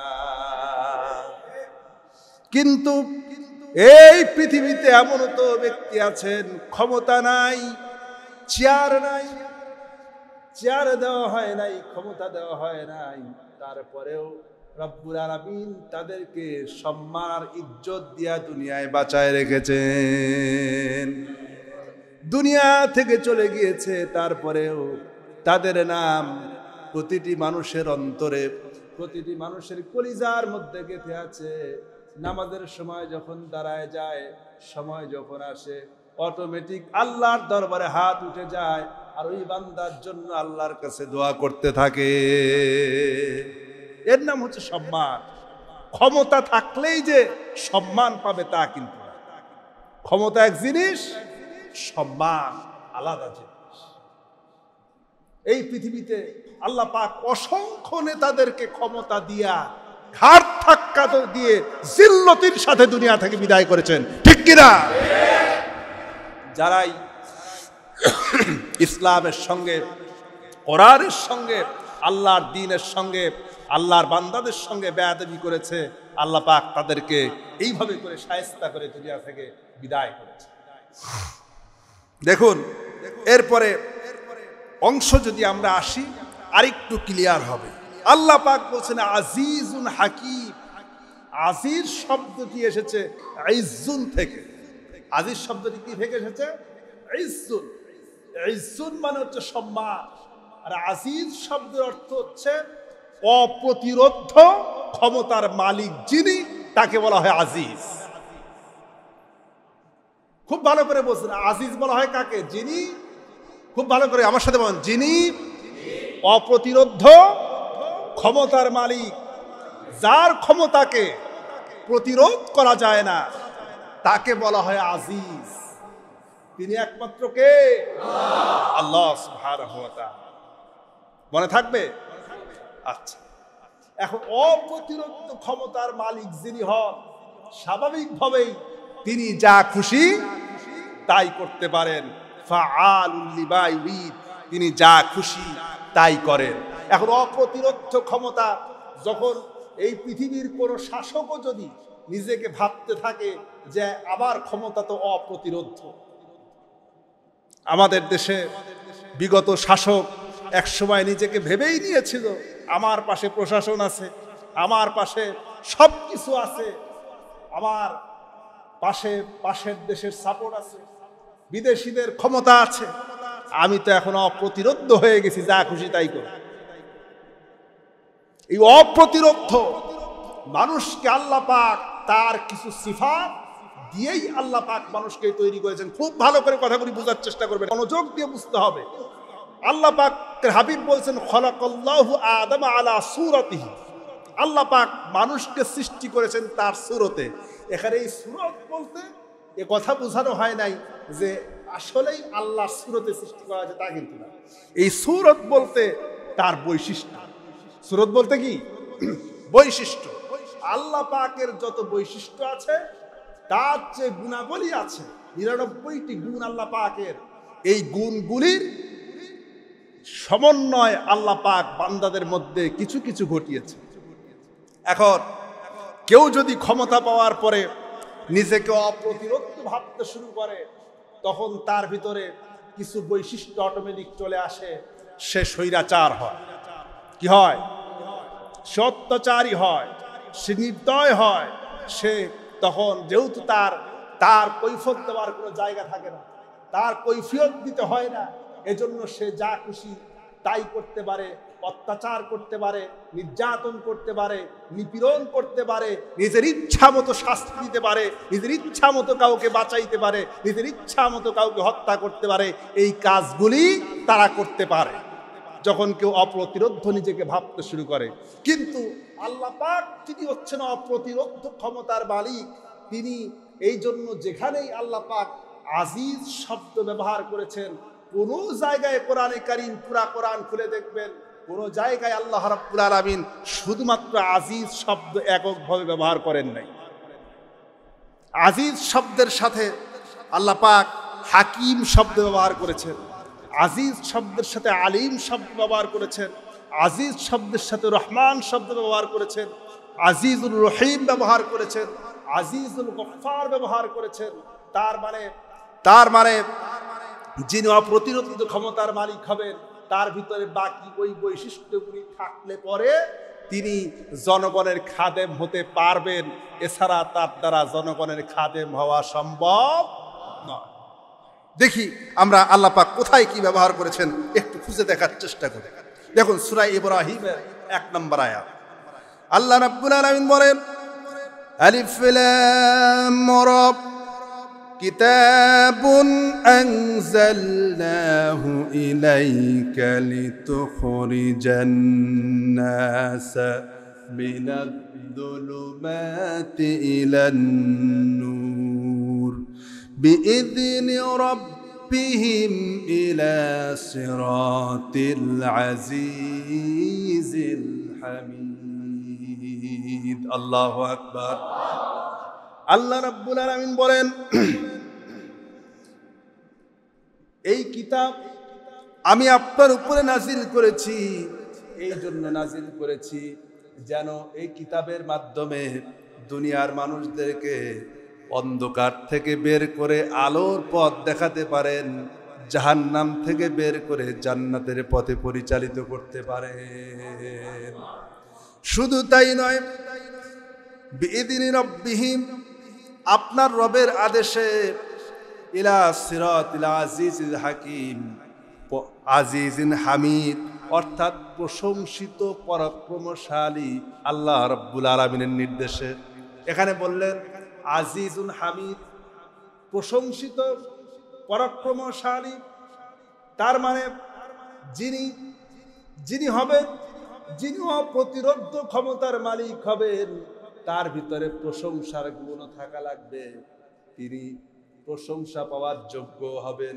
কিন্তু আমরা দেখতে পাই এই পৃথিবীতে যারাই নিজেকে অপ্রতিরোধ ক্ষমতা মালিক ভাবতে শুরু করেছে, তারা কখনো প্রশংসার পাত্র হতে পারে নাই, বরং তারা ঘৃণার পাত্রতে পরিণত হয়েছে। ঠিক না? এই পৃথিবীতে যারাই ফেরাউন, নমরুদ, আবু জেহেল, আবু লাহাব, উতবা, সাইবা, পৃথিবীতে যত কাফের নিজেকে ক্ষমতা পাওয়ার পরে অপ্রতিরোধ ভাবতে শুরু করেছে, তারা প্রশংসিত হয়েছে না ঘৃণিত হয়েছে? ঘৃণিত হয়েছে। কিন্তু আমার আল্লাহ তিনি একদিকে অপ্রতিরোধ, অন্যদিকে প্রশংসিত। জোরে কোন সুবহানাল্লাহ। এরপরে আসেন আল্লাহ রাব্বুল আলামিন সূরা শুআরার ২১৭ নম্বর আয়াতে আল্লাহ পাক বলেন ওয়াতাওয়াক্কাল وتوكل على الله العزيز الرحيم ওয়াতাওয়াক্কাল, ভরসা করো, ভরসা করো। কাকে বলছেন? আমাকে আপনাকে। ভরসা করো কার উপরে? আজিজুর রহিম, যিনি অপ্রতিরোধ্য ক্ষমতার অধিকারী এবং দয়াময়। সুবহানাল্লাহ। এখানে দেখেন আল্লাহর বাচনভঙ্গির সাথে কোরআনে কারীম যে একটি মুজিজা, এর বাচনভঙ্গি কত সুন্দর। এখানে আল্লাহ বললেন ভরসা করতে। ভরসা তো শুধুমাত্র যিনি অপ্রতিরোধ্য ক্ষমতার মালিক তার উপরে করা যায় না, তার যদি কিছু দয়া মায়া থাকে তাহলে না ভরসা করা যায়। এখন যে মানুষের কাছে আপনি সাহায্যের জন্য গেলেন, তার ভিতরে মোটেও দয়া মায়া নাই, সেই লোকের দ্বারা কোনোদিন সাহায্য হবে? সাহায্য হবে না। সুতরাং সাহায্য চাও সে আল্লাহর কাছে, যিনি সবকিছু করতে পারেন এবং দয়াবান। সুবহান। এখন যদি কেউ অপ্রতিরোধ্য ক্ষমতা যদি কেউ হয়ে যায়, কেউ যদি একটা ভূখণ্ডের জন্য অপ্রতিরোধ্য হয়, তাহলে তার ভিতরে যদি দয়া না থাকে, তার ভিতরে যদি রহম দিল না থাকে, সে কখনো মানুষের জন্য মঙ্গলময় হবে না। হবে? হবে না। এরপরে আল্লাহ পাক বলছেন আম ইনদাহুম খাযাইনু রাহমাতি রাব্বিকাল আজিজিল ওয়াহ্হাব। আল্লাহ রাব্বুল আলামিন বলেন আজিজুল ওয়াহ্হাব ব্যবহার করেছেন, অর্থাৎ পরাক্রমশালী, অন্যদিকে দাতা। ওয়াহাব মানে শ্রেষ্ঠ দাতা। আল্লাহর চাইতে বড় দয়ালু, আল্লাহর চাইতে বড় দাতা আর কেউ আছে নাকি? জোরে বলেন আছে। আল্লাহর চাইতে বড় দাতা তো আর কেউ নাই। সুতরাং যিনি দাতা তার কাছেই চাও, তিনি সবকিছু দিতে পারেন। যিনি অপ্রতিরোধ্য ক্ষমতার মালিক হবেন, তিনি যদি প্রজ্ঞাবান না হন, তিনি যদি জ্ঞানী না হন, তিনি যদি ন্যায় বিচারক না হন, তিনি যদি ন্যায় বিচার করতে না পারেন, তাহলে তার দ্বারা সমাজে কখনো শান্তি শৃঙ্খলা প্রতিষ্ঠিত হতে পারে না। এই জন্য আল্লাহ পাক আমরা যেই সূরা থেকে আলোচনা করছি, সূরা জুমআ, এই জুমার প্রথম আয়াতে আল্লাহ পাক ব্যবহার করেছেন আজিজুল হামিদ। এখানে আল্লাহ পাক হামিদ, হাকিম শব্দ ব্যবহার করেছেন। হাকিম মানে হলো জ্ঞানী, হাকিম মানে হলো ন্যায় বিচারক, হাকিম মানে বিচারক, এমন বিচারক যেই বিচারক কখনো অন্যায় জুলুম অত্যাচার করতে পারে না। এমন বিচারক যিনি কখনো অন্যায় বিচার করেন না, অপরাধীকে ছেড়ে দিয়া নিরপরাধকে শাস্তি দেন না। আল্লাহ কি এমন কি করবেন যে অপরাধীকে ছেড়ে দেবেন আর নিরপরাধকে শাস্তি দেবেন? ইসলাম এমন কি কখনো সাপোর্ট করে? এই জন্য ইসলামী শাসন যদি কায়েম হয়ে যায়, এখানে কে কোন দলের লোক, কে কোন দলের সাপোর্টার, এটা দেখা হবে না। আসলে দেখা হবে যদি অপরাধী হয় অবশ্যই তাকে শাস্তি পেতে হবে। কে কোন ধর্মের, কে কোথাকার, এটা দেখার বিষয় না। বিচার হবে ন্যায় এবং ইনসাফ অনুযায়ী। ঠিক কিনা বলেন? আমরা কি আগামীতে কোরআনে কারীম অনুযায়ী বাংলাদেশে ন্যায় ইনসাফের বাংলাদেশ দেখতে চাই না? কারা কারা চাই একটু হাত তুলে আল্লাহকে দেখায় দেন। লিল্লাহি তাকবীর, লিল্লাহি তাকবীর। আল্লাহ কবুল করুক, আমিন। এরপরে আসেন 2 নম্বর আয়াতে কারিমা। আমরা তো একটি আয়াতে কারিমা আলোচনা করতে 1 ঘন্টা গেল, বাকিগুলি একটু সংক্ষিপ্তভাবে শেষ করি। আপনাদের কষ্ট হচ্ছে মনে হয়, হ্যাঁ? আসুন পরবর্তী আয়াত। হুয়াল্লাযী বা'আসা ফিল উম্মিয়িনা রাসূলাম মিনহুম ইয়াতলু আলাইহিম আয়াতিহি ওয়া ইউযাক্কিহিম ওয়া ইউআল্লিমুহুমুল কিতাবা ওয়াল হিকমা وَإِن كَانُوا مِن قَبْلُ لَفِي ضَلَالٍ মুবিন। আল্লাহু আকবার। আল্লাহ রাব্বুল আলামিন বলেন, হুয়াল্লাযী, তিনি আল্লাহ যিনি, বাআসা ফিল উম্মিয়্যিনা রাসূলাম মিনহুম, তোমাদের মধ্যে উম্মিদের মধ্যে হতে একজন রসুল প্রেরণ করেছেন। সেই রসুল হচ্ছেন মুহাম্মাদুর রাসূলুল্লাহ সাল্লাল্লাহু আলাইহি ওয়াসাল্লাম। ইয়াতলু আলাইহিম আয়াতিহি, তিনি তোমাদের কাছে আমার আয়াতগুলি তিলাওয়াত করে শোনান। ওয়া ইউযাক্কিহিম, এবং তোমাদেরকে পবিত্র করেন। ওয়া ইউআল্লিমুহুমুল কিতাবা ওয়াল হিকমা, এবং তোমাদেরকে কিতাব শিক্ষা দেন এবং হিকমত শিক্ষা দেন। ওয়া ইন কানু মিন ক্বাবলু লাফি দালালিম মুবিন, এবং ওয়া ইন, যদি কানু মিন ক্বাবলু, এর পূর্বে যারা ছিল, লাফি দালালিম মুবিন, তারা নিশ্চিত ভ্রষ্টতার মধ্যে ছিল, পথভ্রষ্টতার মধ্যে ছিল। এবার আসেন আয়াতের তাফসীরের দিকে চলে যাই। এখানে আল্লাহ পাক বলছেন হুয়াল্লাযী বাআসা ফিল উম্মিয়্যিনা, অর্থাৎ উম্মিদের মধ্য থেকে আল্লাহ একজনকে রাসূল প্রেরণ করেছেন। কাদের মধ্য থেকে? বলেন, কাদের মধ্য থেকে? উম্মিদের মধ্য থেকে। এই উম্মি বলতে আসলে কি বোঝায়? উম্মি কারা? কোরআনে কারিমে উম্মি শব্দ দ্বারা তিনটি অবস্থার কথা এসেছে। কয়টি অবস্থা? তিনটি অবস্থা। আল্লাহ রাব্বুল আলামিন সূরা আলে ইমরানে বলছেন, ফাইন হাজ্জুকা ফাকুল আসলামতু ওয়াজহিয়া লিল্লাহি ওয়া মান ইত্তাবা'আনি ওয়া কুল লিল্লাযীনা উতুল কিতাবা ওয়াল উম্মিয়্যিনা আসলামতুম فإن أسلموا فقد اهتدوا وإن تولوا فإنما عليك البلاغ। আল্লাহ রাব্বুল আলামিন বলেন, ফাইন হাজ্জুকা, যদি তারা তোমার সঙ্গে তর্ক করতে আসে, নবীকে ডেকে বলছেন, নবী, এই কাফের বেঈমানেরা যদি আপনার সঙ্গে তর্ক করতে আসে, তাহলে আপনি বলুন, ফাকুল আসলামতু ওয়াজহিয়া লিল্লাহি ওয়া মান ইত্তাবা'আনি, আপনি বলুন, আমি তো ইসলাম কবুল করেছি এবং আল্লাহর প্রতি আদিষ্ট হয়েছি। আও কুল লিল্লাযীনা উতুল কিতাবা ওয়াল উম্মিয়্যিনা আসলামতুম, নবী আপনি তাদেরকে বলুন, যাদেরকে কিতাব দেওয়া হয়েছিল, কিতাবধারী, উতুল কিতাবা, যাদেরকে কিতাব দেওয়া হয়েছে, অর্থাৎ ইহুদিদেরকে কিতাব দেওয়া হয়েছিল, খ্রিস্টানদেরকে কিতাব দেওয়া হয়েছিল, তাদের কাছে কিতাবের জ্ঞান ছিল। এই কিতাবের জ্ঞান থাকার পরেও তারা, তাদেরকে জিজ্ঞেস করুন। এবং এখানে বলা হয়েছে উম্মিয়্যিনা, এবং উম্মিদেরকে, এখানে যারা কিতাব পায় নাই, অর্থাৎ মক্কাবাসীকে বোঝানো হয়েছে।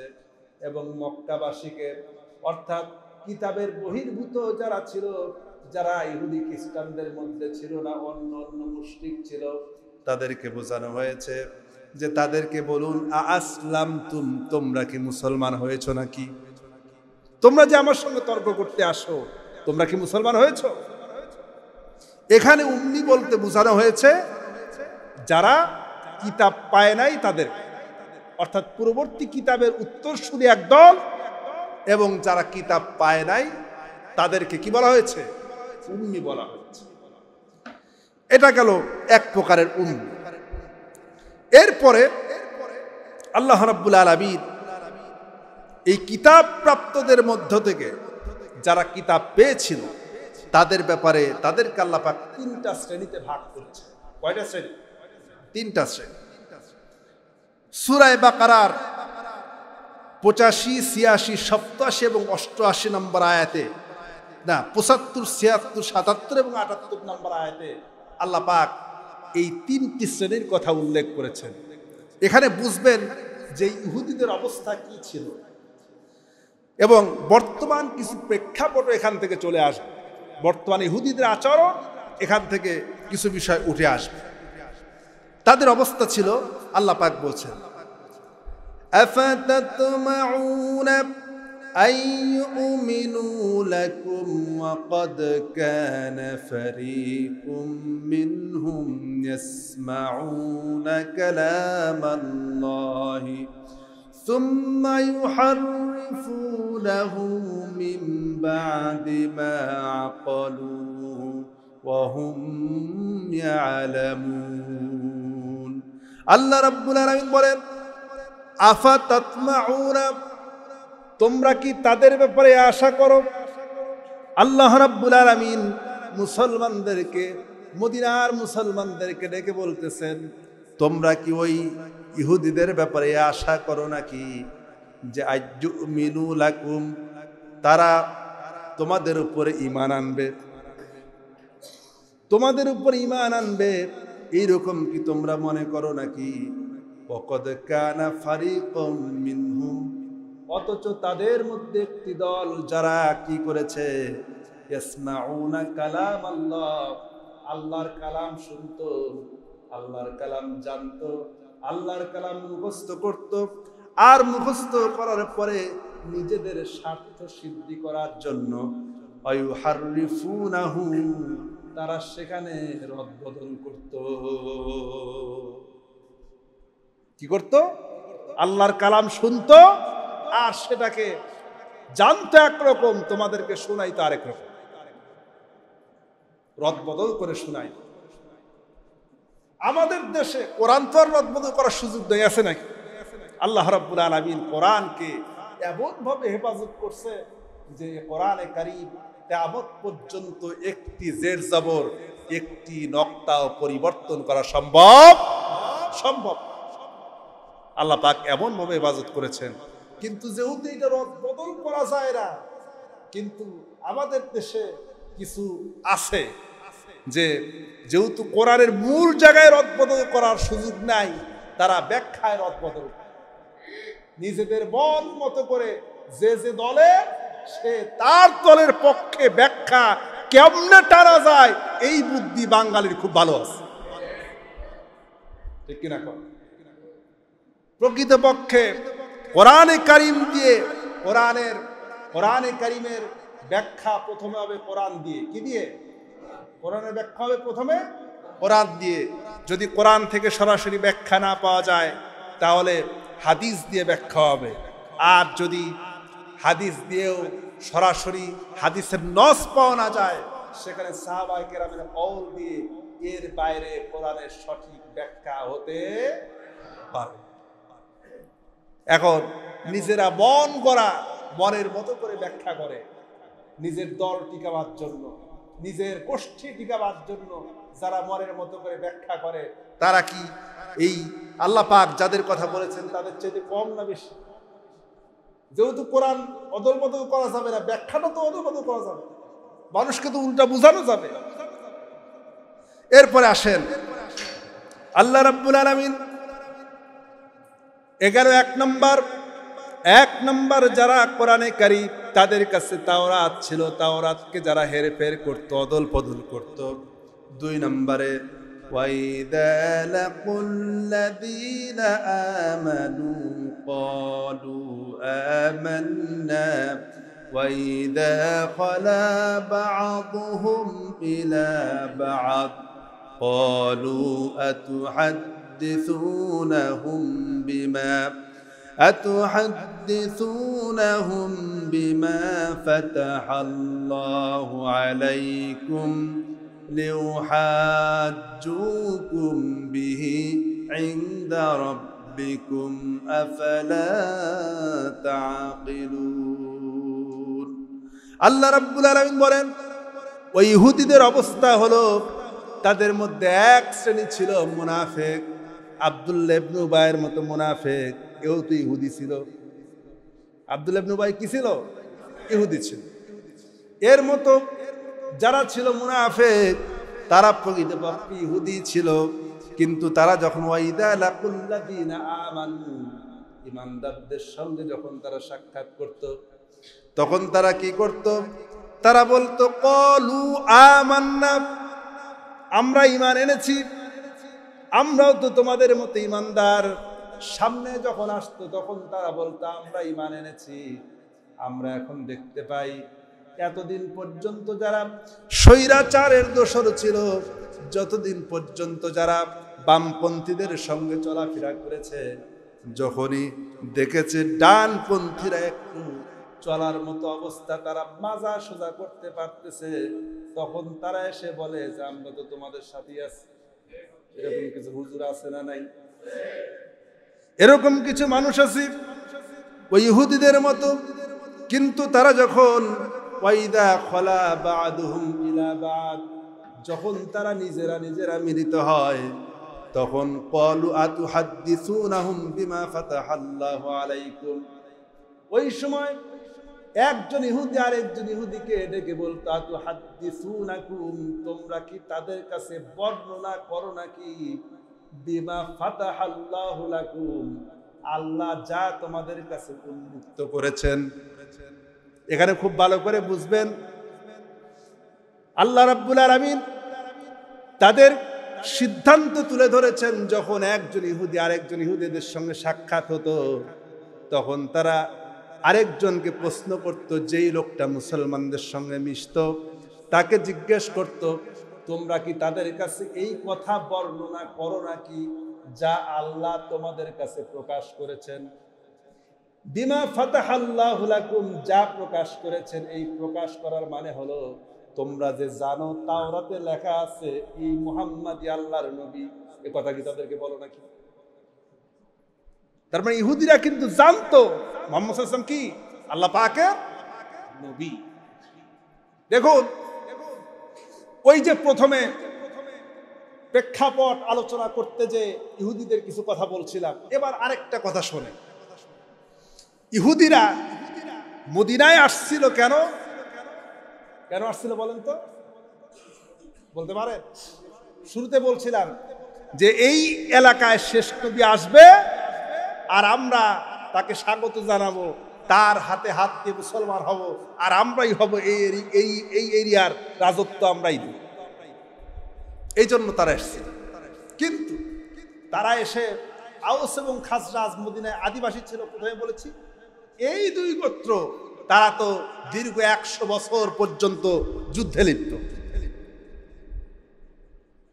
এই আদিবাসীরা যুদ্ধ করছে আর ইহুদিরা এসে তারা বসবাস শুরু করলো মদিনায়। তারা তাদেরকে ডেকে বলতো, তোমরা যে এইরকম করো, আমাদের মধ্যে আমাদের নবী আসুক, সময় যখন আসবে আমরা আমাদের নবীর হাতে মুহাম্মদ সাল্লাল্লাহু আলাইহি ওয়াসাল্লামের হাতে হাত রেখে আমরা মুসলমান হব, আর তোমাদের আদিবাসীদেরকে এই মদিনা থেকে ঠ্যাঙ্গায়া মদিনা ছাড়া করো, আর আমরাই হব মদিনার রাজা। এই ছিল তাদের মনোভাব, তাদের চিন্তা ভাবনা। কিন্তু দেখেন দাওয়াত দিল কারা? আউস এবং খাজরাজ গোত্র। মদিনার যে দুটি গোত্র আদিবাসীরা জীবনে মুহাম্মদ সাল্লাল্লাহু আলাইহি ওয়াসাল্লাম নামে কেউ আসবেন এই ধারণাও তাদের মধ্যে কোনোদিন ছিল না। তারা ছিল মূর্তি পূজক। তারা কিতাবের কোনো জ্ঞান তাদের মধ্যে ছিল না। তারা ছিল উম্মি। তারা সাধারণ মানুষ ছিল, লেখাপড়া জানতো না, কোনো কিচ্ছু ছিল না। কিন্তু এই দাওয়াত আরো 100 বছর আগ থেকে ইহুদিরা দিচ্ছে। কাদেরকে? মদিনার আদিবাসীদেরকে। দেখো আসবে, তখন কিন্তু তোমাদের ঠাঁই আর হবে না। এভাবে করে তারা থ্রেট দিত। কিন্তু দেখেন আল্লাহ পাকের খেলা, আল্লাহ রাব্বুল আলামিনের কুদরত।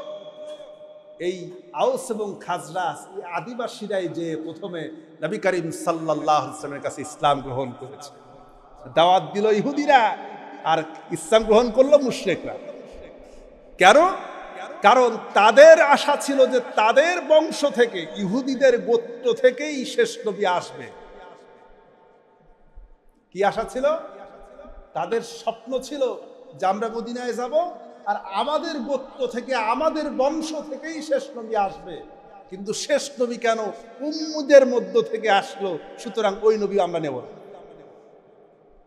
নবী যেহেতু আমাদের বংশের না, সেহেতু ওই নবী আমরা নেব না। এই ছিল ইহুদিদের মূল ষড়যন্ত্র। ভুল বক্তব্য ছিল, যেহেতু আমাদের বংশের না ওইটা আমরা নেব না। এজন্য বংশীয় গৌরব এটি মানুষকে গোমরাহ করে দেয়। বংশীয় গৌরব কি করে দেয়? অন্ধ করে দেয়, গোমরাহ করে দেয়। যেমন করে মদিনার ইহুদিদেরকে করেছিল। তাদের মধ্যে, ইহুদিদের মধ্যে যারা কিতাব জানতো না, ইল্লা আমানিয্যু, শুধু মিথ্যা আশ্বাস ব্যতীত। কারা? ওই যে পুরোহিতরা, পণ্ডিতরা যে মিথ্যা আশ্বাস সাধারণ ইহুদিদের মধ্যে ঢুকাই দিত। এরা কিতাব পড়তো না, জানতো না, শুধুমাত্র বিরোধিতা করতো মুহাম্মদ সাল্লাল্লাহু আলাইহি ওয়াসাল্লামের। যা বলতো পুরোহিতরা সেটাই মানত। এজন্য তাদের ব্যাপারে বলা হয়েছে ইহুদিদের মধ্য থেকেও তারা হচ্ছে উম্মি। আর ইহুদিরা সরাসরি যাদেরকে উম্মি বলতো সে কথা আল্লাহ পাক সূরা আলে ইমরানের ৭৫ নম্বর আয়াতে বলেছেন। আল্লাহ রাব্বুল আলামিন বলেন, যালিকা বিআন্নাহুম ক্বালু লাইসা আলাইনা ফিল উম্মিয়িনা সাবিল। আল্লাহ পাক বলেন যে ইহুদিরা বলতো যে ওই উম্মিদের ধন সম্পদ টাকা পয়সা মেরে খাওয়াতে আমাদের কোনো দোষ নাই। মানে ইহুদিরা তারা মনে করতো যে তারা বাদে পৃথিবীতে যত ধর্ম আছে, যত দল আছে, সবাই হচ্ছে উম্মি। সবাই কি? ইহুদিরা তারা নিজেরা বাদ দিয়ে সবাইকে মনে করতে এরা তো সব মূর্খের দল, আমরাই সব পণ্ডিত। আর তারা বলতো যে এই উম্মিদের সম্পদ এটা মেরে খেলে কোনো দোষ আল্লাহর কাছে হবে না। ওদের সম্পদ যদি একটু হস্তগত করি, ওদের যদি একটু ক্ষতি করি, বা ওদের যদি রক্তপাত করি, ওদের যদি মানে যা খুশি তাই করব, তাতে আমাদের কিচ্ছু হবে না, যেহেতু আমরা আল্লাহর প্রিয় পাত্র। তারা একথা তখন মনে করত। কোরআনে কারিমে আল্লাহ পাক সে কথাই বলছে। জোর জবরদস্তি করে মানুষের সম্পদ তারা দখল করত, মানুষের জমি জায়গা দখল করত, বাড়ি ঘর দখল করত, টাকা পয়সা দখল করত। আজকে পৃথিবীতে ইহুদিরা তার চাইতে ব্যতিক্রম না একই রকম আছে? একই রকম। বরং এই চিন্তা ভাবনাটাই তারা পৃথিবীর খ্রিস্টানদের মধ্যে পর্যন্ত ছড়িয়ে দিয়েছে। এক সময় পৃথিবীতে খ্রিস্টানরা ছিল মুসলমানদের মিত্র। খ্রিস্টানরা কি ছিল? মুসলমানদের মিত্র ছিল। তাদের থেকে এমনকি রাসূল সাল্লাল্লাহু আলাইহি ওয়াসাল্লাম বলেছেন যে খ্রিস্টানরা মুসলমানদের সহযোগী হতে পারে, কিন্তু ইহুদিরা হতে পারে না। কিন্তু আজকে খ্রিস্টানদের মধ্যে কয়েকটা ভাগ করে ইহুদি ষড়যন্ত্র গোষ্ঠী তারা ভাগ করে তারাও তাদেরকেও মুসলমানদের বিরুদ্ধে সারা পৃথিবীতে আজ উস্কিয়ে দিয়েছে। এবং পৃথিবীতে সবচাইতে ষড়যন্ত্রকারী ঘৃণিত জাত হচ্ছে এই ইহুদি জাত। আজকে প্যালেস্টাইনে যেভাবে করে মুসলমানদের সেখানে শুধুমাত্র দ্বিতীয় বিশ্বযুদ্ধের পর তাদেরকে থাকার জন্য একটু জায়গা দিছিল, মাত্র থাকার জন্য একটু জায়গা দিছিল, যে এখানে তোমরা বসবাস করো, কয়েকজন যে কয়েকজন আছো বসবাস করো। আজকে থাকার জায়গা পেয়েছে, এখন যারা থাকার জায়গা দিল তাদেরকে উচ্ছেদ করার জন্য তারা ষড়যন্ত্র করছে, ঠিক কিনা বলে? মুসলমান এই প্যালেস্টাইন নবীদের পুণ্যভূমি, এখান থেকে কয়েকবার, আজকে শুধু এখন না এর আগেও কয়েকবার এখানে মুসলমানদের রক্তপাত হয়েছে, কিন্তু আল্লাহ রাব্বুল আলামিন সেখানে মুসলমানদেরকে বিজয় দিয়েছেন। ইনশাআল্লাহ আজ হোক কাল হোক এই ইহুদিদের পরাজয় হবে এবং সেখানে আল্লাহ পাক মুসলমানদেরকে বিজয় দান করবেন ইনশাআল্লাহ। এবার আসুন, এই হচ্ছে ইহুদিদের চরিত্র। এরপরে সে নবী কি করবেন? ইয়াতলুনা আলাইহিম, তিলাওয়াত করে শোনাবেন। কি তিলাওয়াত করবেন? কিতাব। এখন দেখুন আল্লাহ পাক যে নবীকে পাঠালেন এবং তিনটি দায়িত্ব দিলেন। কয়টি দায়িত্ব? 1 নম্বর দিলেন তিলাওয়াত করে শোনাবেন, 2 নম্বরে দিলেন তোমাদেরকে পবিত্র করবেন, 3 নম্বরে দিলেন তোমাদেরকে কিতাব এবং হিকমত শিক্ষা দেবেন। এটা কি এমনি এমনি হয়েছে? না, এটির জন্য দোয়া ছিল আমাদের জাতির পিতা ইব্রাহিম আলাইহিস সালামের। কার দোয়া? ইব্রাহিম আলাইহিস সালাম।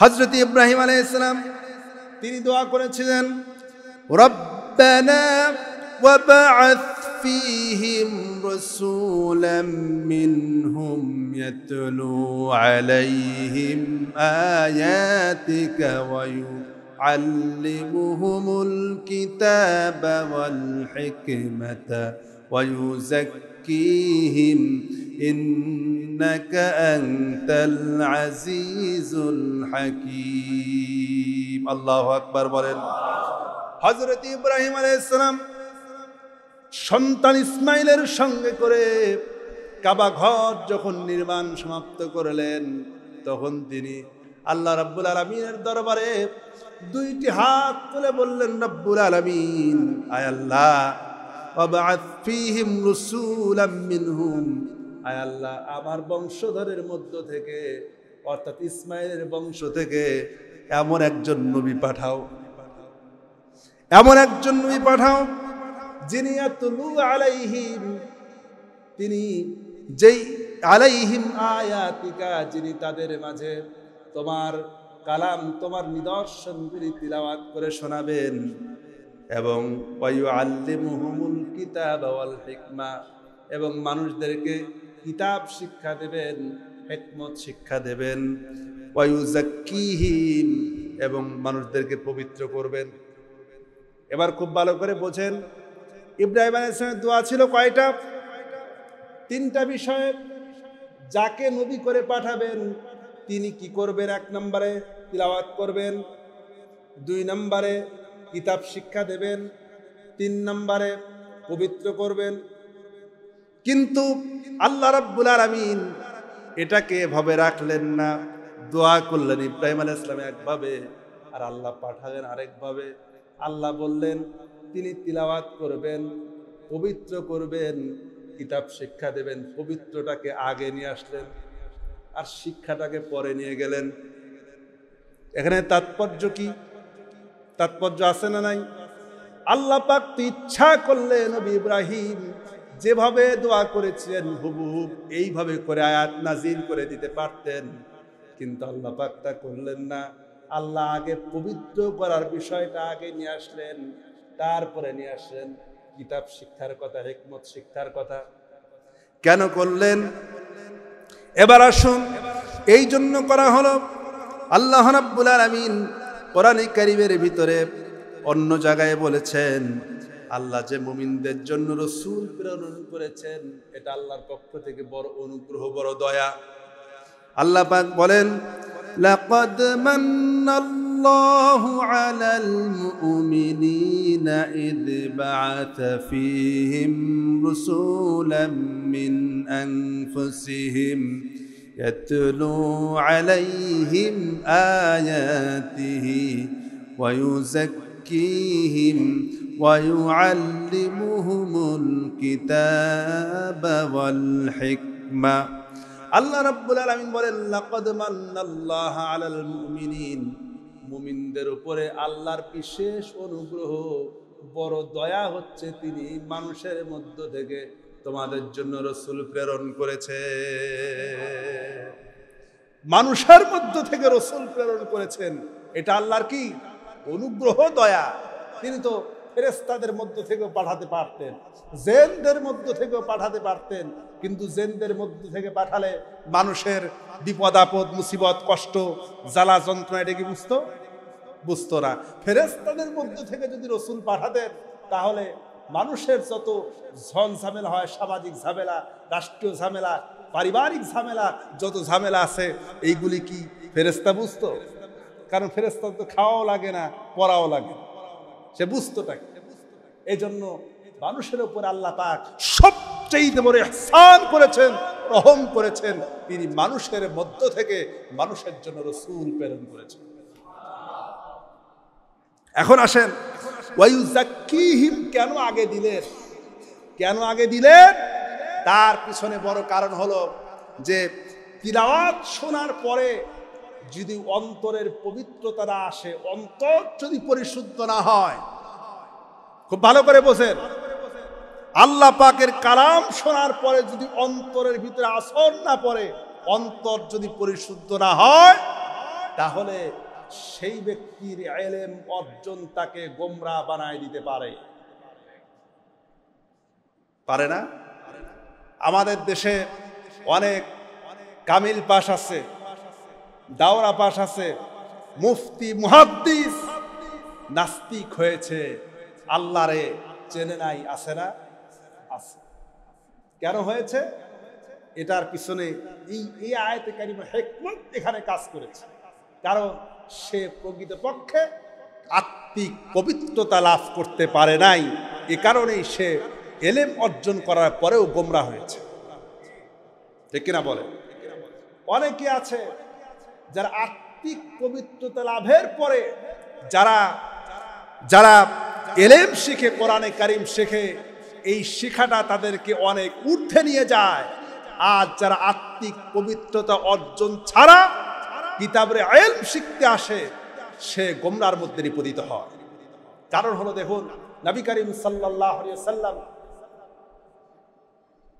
মক্কা বিজয়ের আগে যারা ইসলাম গ্রহণ করেছে আর মক্কা বিজয়ের পরে যারা ইসলাম গ্রহণ করেছে, তারা কি সমান? সমান না। সূরা হাদীদের মধ্যে আল্লাহ পাক বলেছেন তারা কখনো সমান হতে পারে। কেন সমান না? আচ্ছা বলেন তো, নবুয়তের প্রথম দিনে, নবুয়তের প্রথম প্রহরে বা প্রথম সময়ে যারা ইসলাম গ্রহণ করেছে, আবু বকর, আলী, উসমান, তারপরে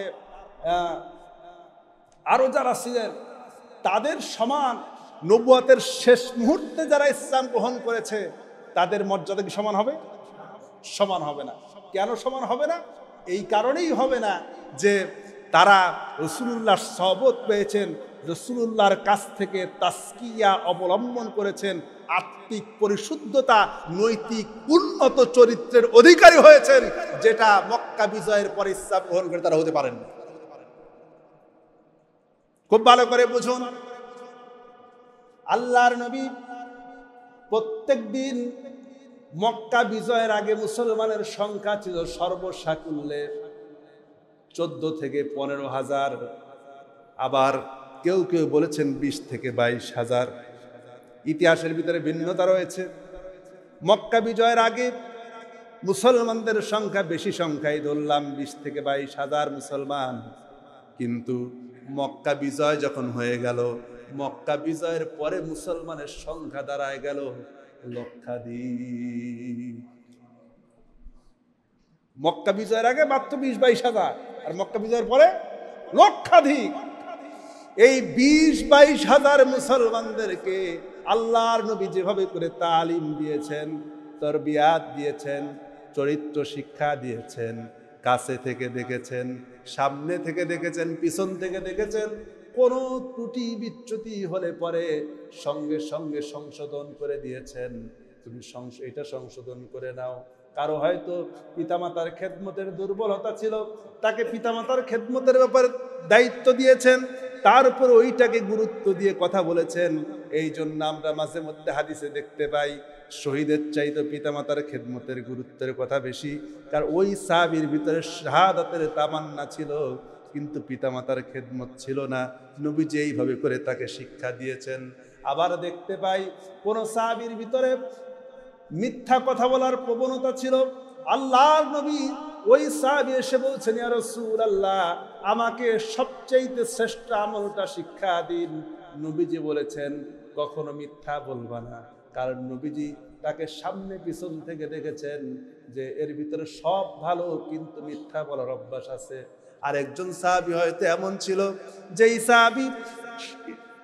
সাহাবী ইশরাকের নামাজ পড়তো না, আবাবিন নামাজ পড়তো না, নফল ইবাদত করতো না, তাহাজ্জুদ পড়তো না। ওই সাহাবী এসে বলেছেন, ইয়া রাসূলুল্লাহ, আমি আল্লাহর নৈকট্য কেমনে লাভ করতে পারি? আল্লাহর নবী ওই সাহাবীর ব্যাপারে বলেছেন, তুমি রাতের নামাজ পড়ো।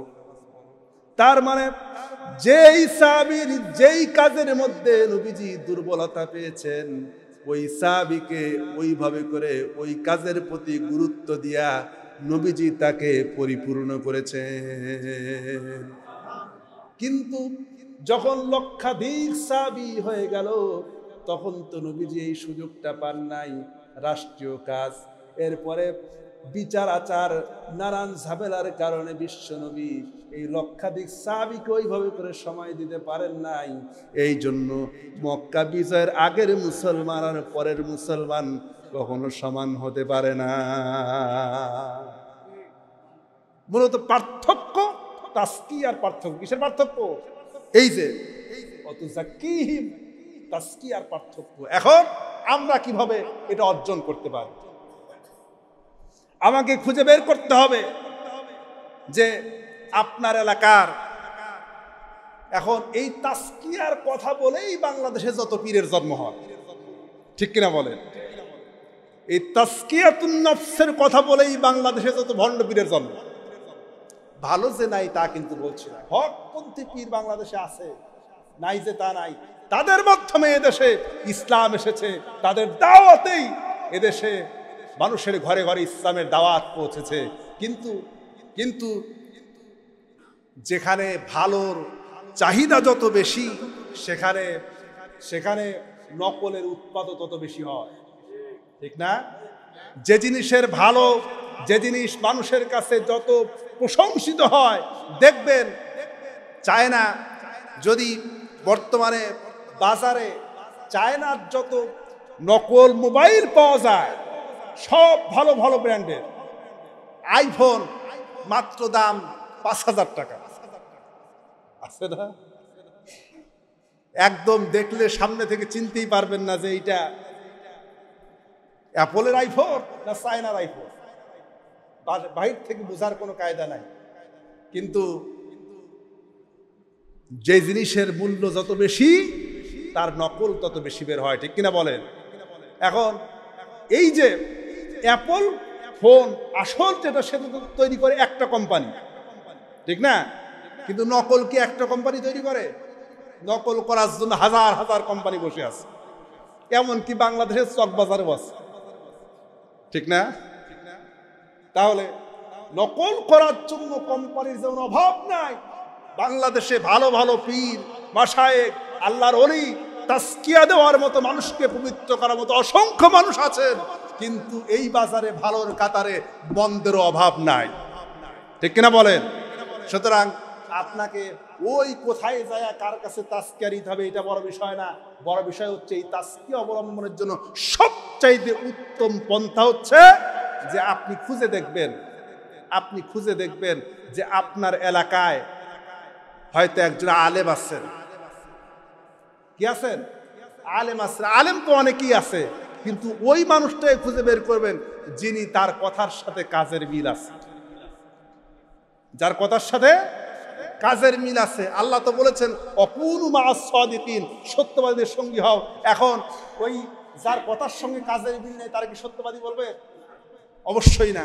দেখবেন তার কথার সাথে কাজের মিল আছে কিনা। যদি থাকে, তার চলাফেরা, তার আচার আচরণ, তার আখলাক সব কিছু মিলায়া যদি দেখেন যে না, এই লোকটা আসলেই সমাজের ভিতরে একজন ভালো মানুষ এবং আলেম জানাশোনা, তার কাছে যান, যায় বলেন ভাই আমাকে আপনার সংস্পর্শে, আমি আপনার কাছ থেকে কিছু গ্রহণ করতে চাই, আপনি আমাকে আপনার পথে পরিচালনা করান বা আমাকে সেই পথে নিয়ে যান যেন আমি সত্য পথে চলতে পারি। আপনি তার কাছ থেকেও তাসকিয়া নিতে পারেন। আপনার পীর সাহেবের কাছে যাওয়ার দরকার নাই, এটা যে কোনো মানুষ হতে পারে। এই জন্য নিজেকে তাসকিয়া করার দরকার আছে না নাই?